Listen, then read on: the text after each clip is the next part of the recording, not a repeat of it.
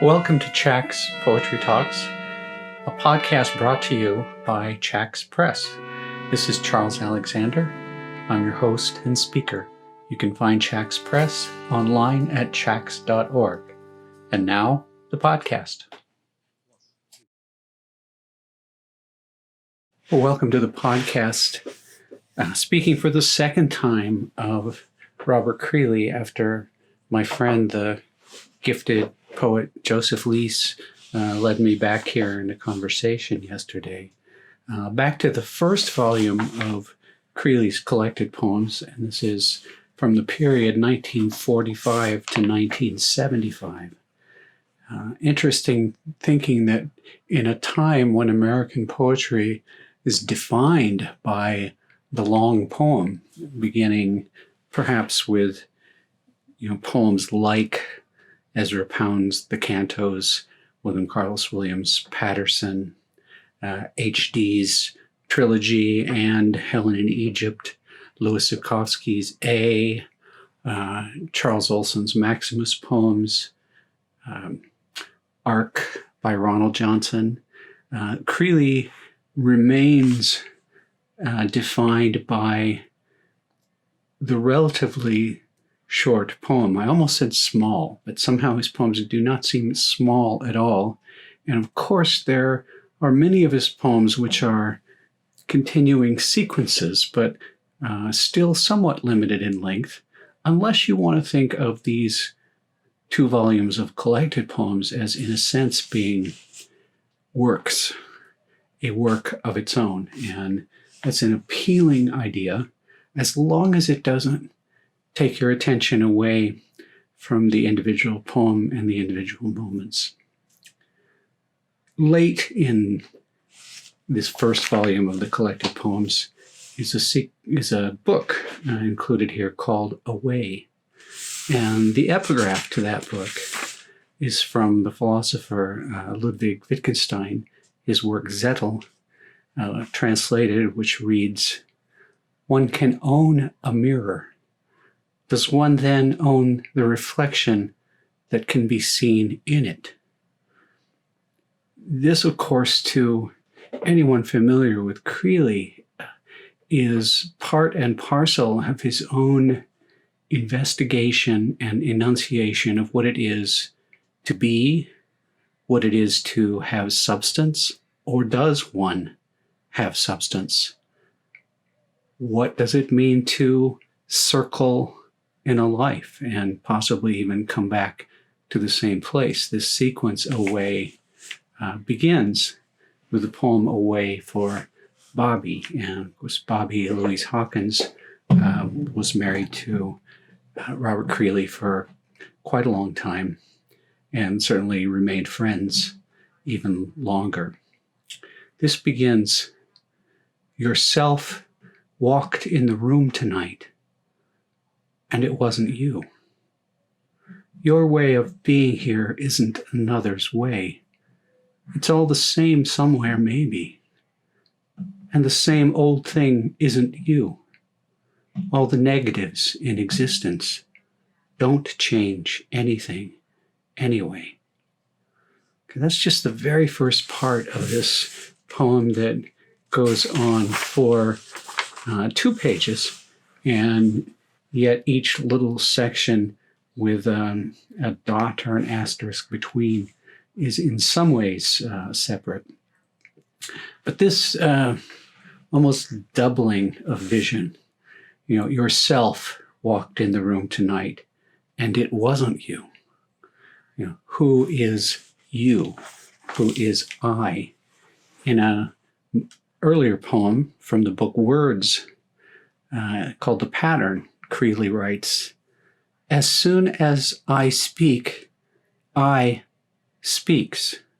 It wants to be free, but impassive lies in the direction of its words." Got that? As soon as I speak, I speaks. So I can call myself I in action, but I can also step aside and see that I as something somehow independent and separate But separate of what? Certainly not entirely separate of its language, because it lies in the direction of its words. In other words, it's not exactly its language, but it is at least partially defined there. The poem continues, let x equal x, x also equals x. So this play with identity is almost mathematical, but of course mathematics is full of uncertainty as well. I speak to hear myself speak, and that's a question, not a statement. Why do I speak? I had not thought that something had such undone. Even thinking about it in this way, questioning it in this way, as well as the act of being, one is undone. One is done and one is undone. And the poem ends, the last two lines in one word, with almost a sense that, oh, this was just in the act of doing. It was something casual. It says, it was an idea of mine. But of course, there's nothing really casual about that other than to question oneself, to question one's relation to self, one's relation to world, one's relation to language is very much a part of what it means to be human. So I want to go back, actually forward again in this book, away.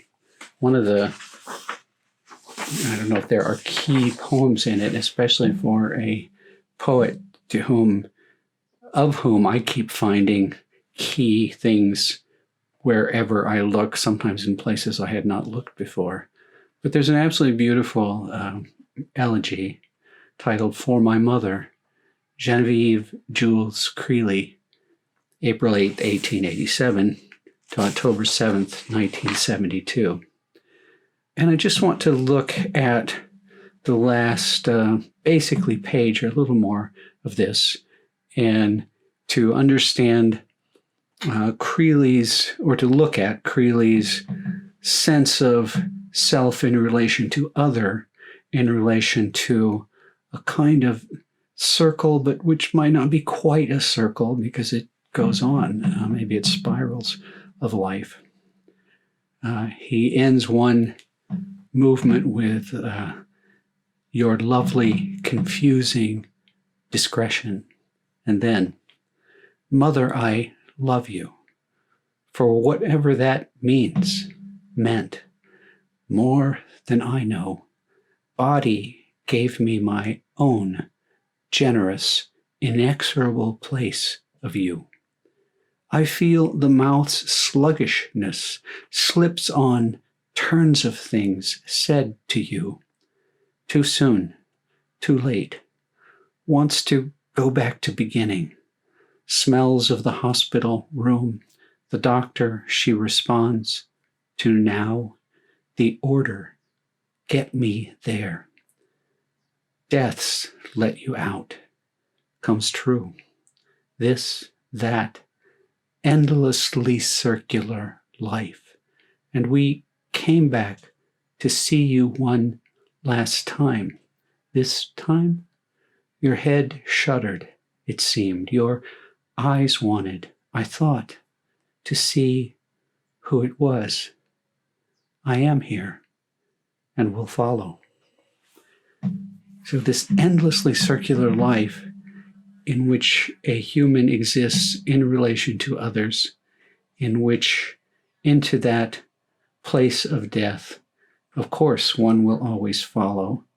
But in some sense, while absolutely crucial to sort of come to terms with this, it also does not solve anything. It is simply what is. And Creeley is to me almost a heroic poet in his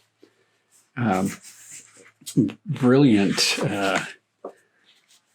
living in what is.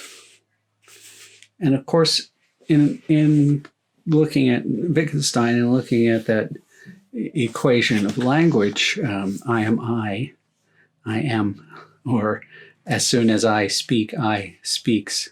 Yes, sometimes that does make me remember Gertrude Stein's I am I, because my little dog knows me, as though we only know being through relationship. But there's an earlier poem, also in words, called The Language, which is just a stunning presentation of identity in body, but also in words, in emptiness, and in filling emptiness. It's called The Language. Locate I love you somewhere in teeth and eyes. Bite it, but take care not to hurt. You want so much, so little. Words say everything. I love you again. Then what is emptiness for? To fill. I heard words, and words full of holes, aching. Speech is a mouth. Speech is a mouth. Speech is a body.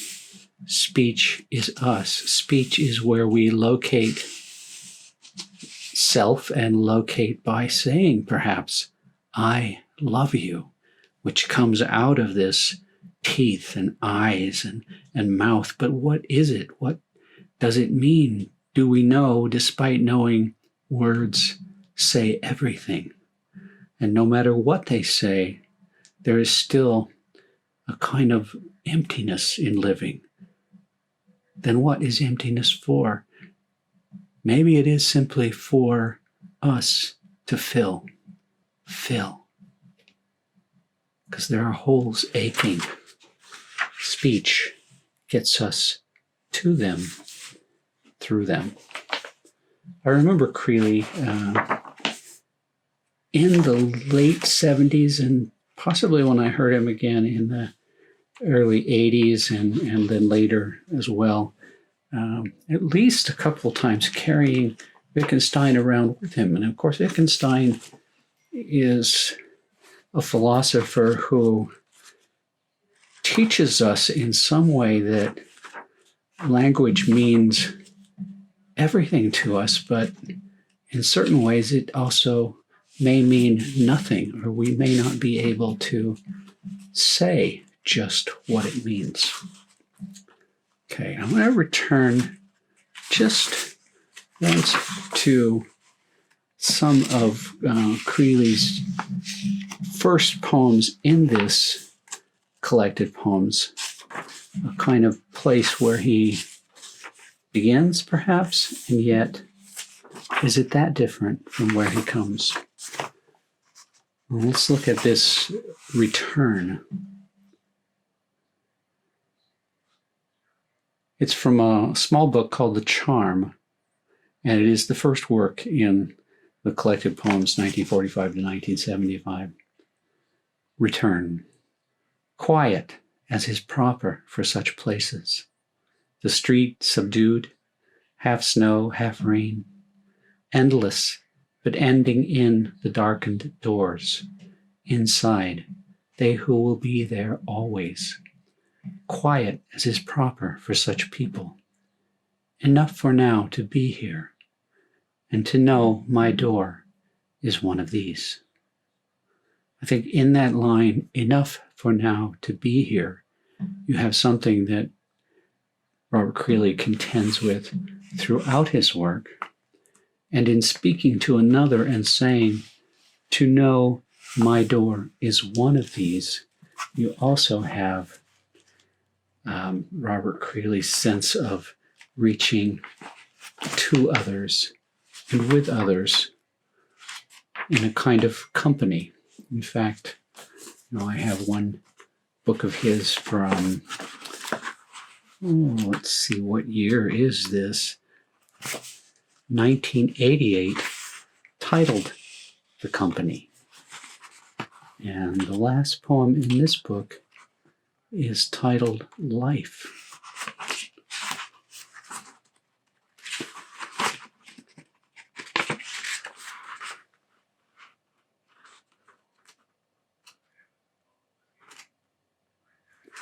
Actually, the last section is titled that. It's from Burning Deck Press, which was, of course, part of the company. And I want to just look at the last part of this.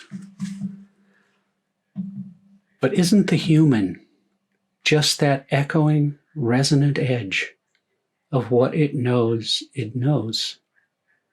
Take heart in remembering only the good times, yet can't forget whatever it was. Comes here again, fearing this is the last day. This is the last, the last, the last.